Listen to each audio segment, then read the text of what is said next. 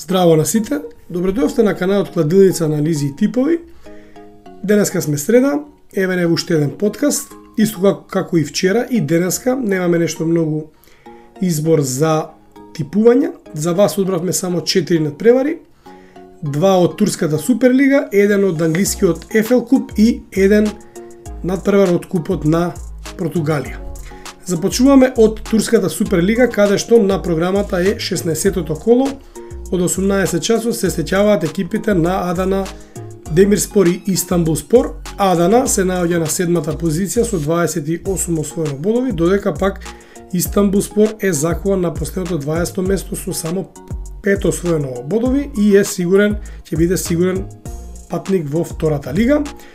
Адана горе-доле има шанси и за тоа четврто или трето место кое што води во Европа лигата за квалификации, значи Трабзонспор е трет со 5 бода разлика пред Адана.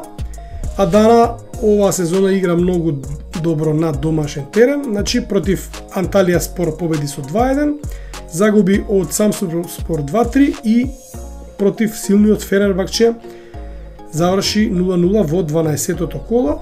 Ова сезона играат и Нани кој што има 37 голови, го знаете од Манчестер Юнайтед, португалецот. На 15 настапи има постигнато само 2 погодака и Нијанг кој што има 29 години на 16 настапи има 8 гола, додека пак и игра и Балотели кој што моментално е повреден, се повреди во 12-тото коло против Фенербахче, кој што Адана го одигра 0-0 дома. Екипата на Истанбулспор е закована на последното место, како што кажавме, и многу слабо игра оваа сезона, значи во нагости има 7 порази поред, овдека Адана рутински би требало да го добие овој надпревар, јас би одиграл единица со 3+. Следниот надпревар што го одбравме за вас е од 18 часот, таму се среќаваат екипите на Фенербахче и Конјаспор. Фенербахче е лидер, заедно со Галатасара имаат исти број на бодови, 47, додека пак екипата на Конјаспор се наоѓа на 16-та позиција со 18 освоено бодови. Фенербахче на претходниот надпревар го победи на гости последно пласираниот Истанбулспор со 1:5, додека на домашен терен ремизираше против Галатасара и 0:0. Екипата на Конјаспор исто така на гости игра многу слабо. Последната победа ја имаше во четвртото коло на гости кај Башак Шекир со 0:1.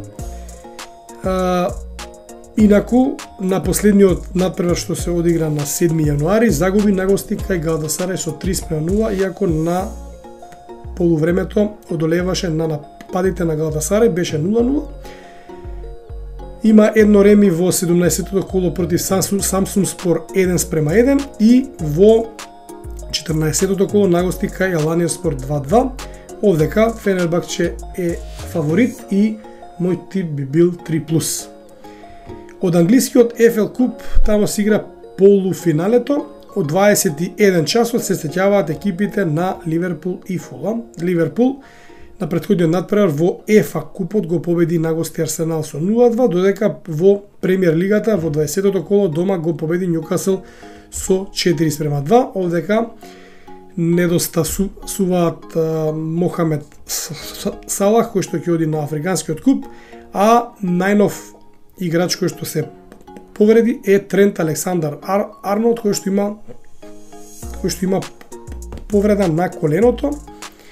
Овдека Фулам мислам дека нема што да бара во овој дуел, иако е полуфинале, значи нема да биде толку едноставно. Ливерпул мислам дека ќе го добие овој надпревар и мој тип би бил тим 1-2+. И последниот надпревар што го одбравме за вас, тоа е дуелот во купот на Португалија, каде што се игра осмина финалето, се среќава од 21 часот и 45 минути, се среќаваат екипите на Бенфика и Брага. Бенфика оваа сезона заедно со Спортинг и со Порто се бори за шампионската титула. Во 15-тото коло на домашен терен ја совлада екипата на Фамаликао со 3:1, 2:0 и на домашен терен екипата на Бенфика последен пат загуби во Лигата на шампионите во октомври од Реал Сосиедад 0:1, се друго им се победи и нерешени, додека пак Брага на гости игра многу добро. Против Касапија 1:3, против Национал победи 1:3, загуби во Лигата на шампионите од Наполи со 2:0.